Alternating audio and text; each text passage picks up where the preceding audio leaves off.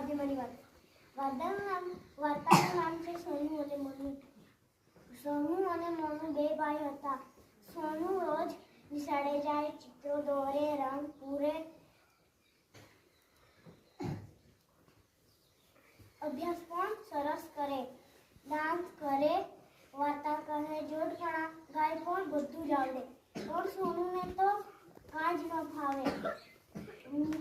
મોનુ તો ઘરે જ રહે અને આમ તેમ ફર્યા કરે, એ નાના છોકરાઓને ખીજાયા કરે, મમ્મી પપ્પાની વાત ન માને, તોફાન જ કરે. એક દિવસે સોનુ મોનુને જીદ કરીને આંગણવાડીમાં લઈ ગયો. આંગણવાડીમાં બહેન સોનુ અને મોનુને સરસ મજાનું એક ચિત્ર આપ્યું. તેમાં રંગ પૂરવાનું કહ્યું. સોનુએ તો સરસ મજાનો રંગ પૂર્યો, પણ મોનુને તો ના આવડ્યો.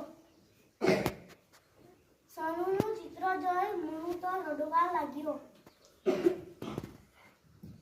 સોનુએ તેને કહ્યું, એમાં રડવાની જરૂર નથી. તું પણ મારી જેમ રોજે આંગણવાડીમાં આવજે. બહેન તને બધું શીખવાડશે અને ઘરે પણ તને મમ્મી શીખવાડશે. આ સાંભળી મોનુભાઈ તો રાજી થઈ ગયા અને સોનુને જેમ રોજે આંગણવાડીમાં જવા લાગ્યા. અસ્તુ.